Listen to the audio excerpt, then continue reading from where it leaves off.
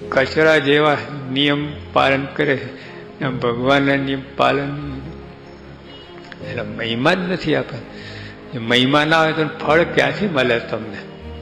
જેટલો મહિમા હોય ને એટલો એનો ફળ તમને મળે, ગુણાકાર. જેટલો મહિમા હોય એટલે ફળ મળે. એટલે આ રીતે આપણે કથા અહીંયા તો ગયા છે.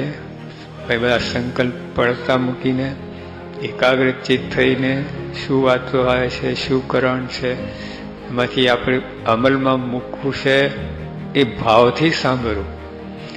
તમારે નિયમ હતા, વચનાવત વાંચવાનો નિયમ હોય એટલે વાંચતી વખતે તો મનમાં આમાં મારે અમલમાં મૂકવું છે એ રીતે વાંચવું. ખાલી વાંચવા ખાતર વાંચવા નહીં.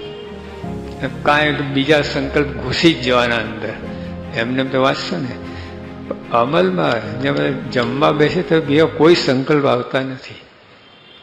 એટલે આઈટમ જ દેખાય, બીજું કોઈ વિચાર જ ના આવે. તમે બોલો છે કે નહીં? દુકાન હોય બધું તે બધું બનાવ. ખાસ જમણવાર હોય તો ઘરમાં તો હજુ રોટલા હોય એટલે બહુ એના પણ જમણવારમાં તો બાકી ના રાખે. બાજુનો જ ના અહીં લાડુ પીરસ, અહીં દાળ. અરે પોતે જ આમ લાડુ દાળ બધું બધા હવ જમી જ લે છે.